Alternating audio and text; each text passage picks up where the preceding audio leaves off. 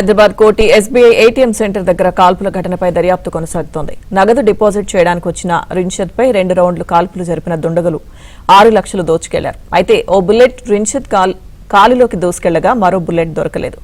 దీంతో రెండో బుల్లెట్ కోసం ఘటనా స్థలంలో క్లూస్ టీం తనిఖీలు చేపట్టింది. నిందితులు కాచిగూడ రైల్వే స్టేషన్ వైపు వెళ్లినట్లు గుర్తించిన పోలీసులు స్టేషన్ వద్ద బాధితుడి స్కూటీని స్వాధీనం చేసుకున్నారు. దుండగుల కోసం 5 బృందాలతో పోలీసులు గాలిస్తున్నారు.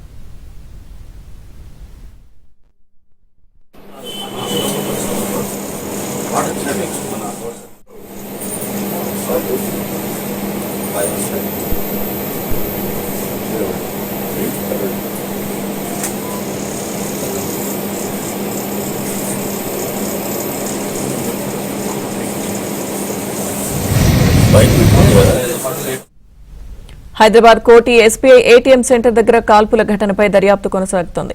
నగదు డిపాజిట్ చేయడానికి వచ్చిన రిన్షద్పై 2 రౌండ్లు కాల్పులు జరిపిన దుండగులు 6 లక్షలు దోచుకెళ్లారు. అయితే ఓ బుల్లెట్ రిన్షద్ కాల్లోకి దూసుకెళ్లగా మరో బుల్లెట్ దొరకలేదు. దీంతో రెండో బుల్లెట్ కోసం ఘటనా స్థలిలో క్లూస్ టీం తనిఖీలు చేపట్టింది. నిందితులు కాచిగూడ రైల్వే స్టేషన్ వైపు వెళ్లినట్లు గుర్తించిన పోలీసులు స్టేషన్ వద్ద బాధితుడి స్కూటీని స్వాధీనం చేసుకున్నారు. దుండగుల కోసం 5 బృందాలతో పోలీసులు గాలిస్తున్నారు.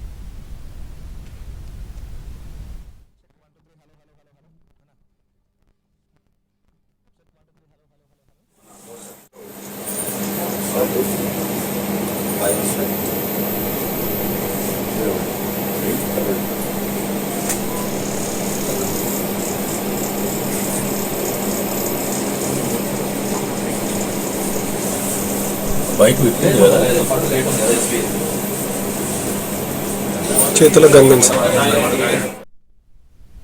ఎస్బీఐ ఏటీఎం దగ్గర కాల్పుల ఘటనకు సంబంధించిన పూర్తి సమాచారం మా ప్రతినిధి శశి లైవ్ లో అందిస్తారు. శశి,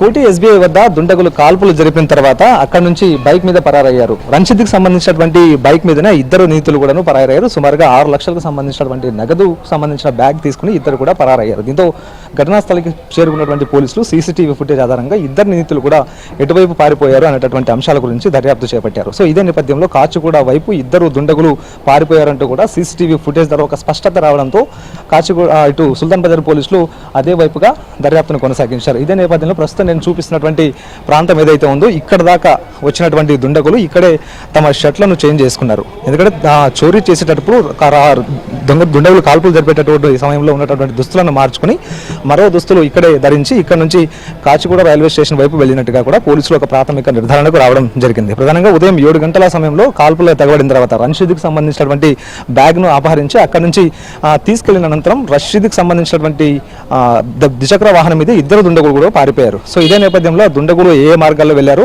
ఆ మార్గం గుండా ఉన్నటువంటి సీసీటీవీ ఫుటేజ్లను చాలా క్షుణ్ణంగా ఈ పోలీసు బృందాలు తనిఖీ చేసిన తర్వాత 2 కూడా కాచిగూడ వైపు వెళ్ళినట్టుగా తెలుస్తుంది. సో ఇదే నేపథ్యంలో కాచిగూడ ప్రాంతంలో ఉండేటటువంటి డిమార్ట్కు సమీపంలో ఉండేటటువంటి ఈ గల్లీలోకి రావడం ఇక్కడ ఈ 2 నిందితులు కూడా ఖచ్చితంగా అప్పటికే తాము ధరించినటువంటి దుస్తులనే ఉంటే ఖచ్చితంగా పోలీసులు తమను పట్టుకుంటారు అనేటటువంటి భావన నేపథ్యంలో ఆ 2 అప్పుడే వేసుకున్నటువంటి దుస్తులను మార్చుకుని అక్కడి నుంచి నగదు బ్యాగ్తో పారిపోయారు. ద్విచక్ర వాహనాన్ని కూడా ఇదే ప్రాంతంలో వదిలేసి వెళ్లారు. దీంతో సీసీటీవీ ఫుటేజ్ ఆధారంగా ద్విచక్ర వాహనాన్ని వెతుకుతూ వచ్చినటువంటి పోలీసులకు ఇదే ప్రాంతంలోనే నిందితులు వినియోగించినటువంటి ద్విచక్ర వాహనం తారసపడింది. దీంతో ఆ ద్విచక్ర వాహనాన్ని స్వాధీనం చేసుకున్నటువంటి పోలీసులు సుల్తాన్ బజార్ పోలీస్ స్టేషన్కు తరలించారు. ప్రస్తుతం సుల్తాన్ బజార్ పోలీస్ స్టేషన్లోనే నిందితులు రాబరీకి వినియోగించినటువంటి బైక్ ఉందంటూ కూడా తెలుస్తుంది. ఇక ఇదే అంశం కాచిగూడ రైల్వే స్టేషన్ చాలా నియర్ బై ఉంటుంది ఈ ప్రాంతానికి. సో ఇదే నేపథ్యంలో కాచిగూడ రైల్వే స్టేషన్ వైపు నిందితులు వెళ్లి ఉంటారేమో అన్న భావన నేపథ్యంలో సుల్తాన్ బజార్ పోలీసులు కాచిగూడ జీఆర్పీ పోలీసులను సంప్రదించారు. కాచిగూడ రైల్వే స్టేషన్ లోపలికి వెళ్లేటటువంటి ప్రతి మార్గంలో ఉండే సీసీటీవీ ఫుటేజ్లను కూడా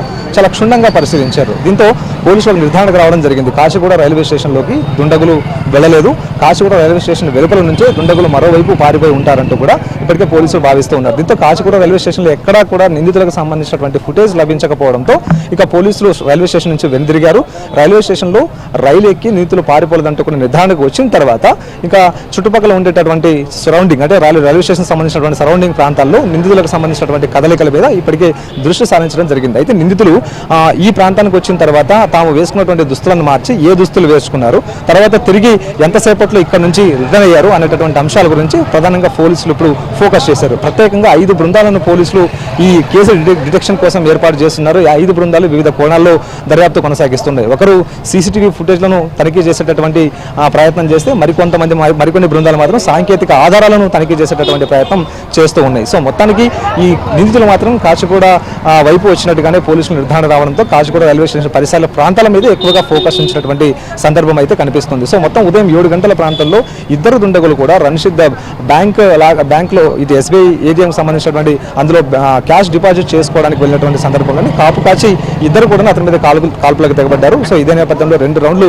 కాల్పులకు తెగబడిన తర్వాత అనంతరం అక్కడి నుంచి రణసిద్ధికి సంబంధించినటువంటి ద్విచక్ర వాహనం మీదే పారిపోయారు. ఎట్టకేలకు రణసిద్ధికి సంబంధించినటువంటి ద్విచక్ర వాహనాన్ని పోలీసులు గుర్తించి ప్రజెంట్ సుల్తాబాద్ పోలీసులు ఆ బైక్ మీద స్వాధీనం చేసుకోగలిగారు. కానీ బట్ దుండగులు ఎక్కడికి వెళ్ళారు, ఏ ప్రాంతాల మీదుగా ఎటువైపు వెళ్ళారు అనేటటువంటి అంశాల గురించి ఇప్పుడు ఎక్కువగా ఫోకస్ చేసినటువంటి సందర్భం ఉంది. ఇక సిటీలో ఉన్నారా లేకపోతే సిటీ దాటి బయటికి వెళ్ళారా అనేటటువంటి అంశాల గురించి చుట్టుపక్కల ఉండేటటువంటి ప్రతి సీసీటీవీ ఫుటేజ్లను కూడా చాలా క్షుణ్ణంగా తనిఖీ చేస్తున్నారు. నేను చూపించినటువంటి ఇదే ప్రాంతానికి వచ్చిన తర్వాత ఇక్కడ నుంచి ఏ సమయంలో వెనుదిరిగారు, ఎవరెవరు అదే మార్గంలో తిరిగి వెనుదిరిగారు అనే అంశాల గురించి కూడా ఎక్కువగా ఫోకస్ చేసి అందుకు అనుగుణంగానే దర్యాప్తు కొనసాగిస్తున్నారు. సో మొత్తానికి 5 ప్రత్యేక బృందాలు మాత్రం ఈ నిందితులను పట్టుకోవడానికి వేటనైతే కొనసాగిస్తూ ఉన్నాయి.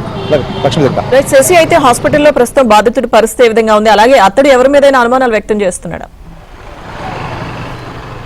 అయితే ఎప్పుడైతే ఈ ఘటన జరిగిందో అంటే దుండగులు అతని మీద కాల్పులు జరిపిన తర్వాత అతని కుడికాలికి బుల్లెట్ గాయమైంది. ఇదే నేపథ్యంలో డయల్ ద్వారా సమాచారం అందుకున్నటువంటి పోలీసులు ఘటనా స్థలికి చేరుకున్నారు. అప్పటికే రక్తపు మడుగులో రంచుతున్నాడు. సో అదే నేపథ్యంలో అక్కడి నుంచి పోలీసులు అతన్ని స్థానికంగా ఉండేటటువంటి మలక్పేట యశోద ఆసుపత్రికి తరలించారు. అక్కడే ఆయనకు ప్రాథమిక చికిత్సను కూడా పూర్తి చేశారు. అప్పటికే బ్లీడింగ్ ఎక్కువ కావడం, తీవ్రమైనటువంటి రక్తస్రావం కావడంతో ఆ రక్తస్రావం కావడంతో ఆయన హాస్పిటల్ తరలించిన తర్వాత అక్కడ ప్రాథమిక చికిత్స పూర్తి చేశారు. అనంతరం ఆయన కాల్లో బుల్లెట్ ఉండిపోయింది కాబట్టి ఆ బుల్లెట్ను తొలగించడానికి వీలుగా మలక్పేట యశోద ఆసుపత్రి నుంచి రణసిద్ధులు ఉస్మానియా ఆసుపత్రికి తీసుకొచ్చారు. ఉస్మానియా ఆసుపత్రిలో ఆయనకు సర్జరీ నిర్వహిస్తారు. సో ప్రస్తుతానికైతే ఆయనకు సంబంధించినటువంటి ఆరోగ్య పరిస్థితి నిలకడగా ఉంది. ఆయన మాట్లాడగలుగుతూ ఉన్నాడు, పోలీసులకు సమాచారం అయితే ఇవ్వగలుగుతూ ఉన్నాడు. అయితే తన మీద దాడి చేసి ఈ డబ్బులను దోచుకెళ్ళింది ఎవరు అనే అంశాల గురించి మాత్రం ఆయన స్పష్టత ఇవ్వడం లేదు. సో అయితే ఆయన తెలిసిన వ్యక్తులు ఇదంతా చేశారా లేకపోతే అంతరాష్ట్ర ముఠా అన్నది మాత్రం పోలీసుల దర్యాప్తులో వెల్లడే అవకాశం అయితే ఉంది. ప్రజెంట్ మాత్రం వారి కోసం వేట కొనసాగిస్తున్నారు. ఇప్పటికే ద్విచక్ర వాహనాన్ని కూడా స్వాధీనం చేసుకున్నారు. మరోవైపు సీసీటీవీ ఫుటేజ్ ఆధారంగా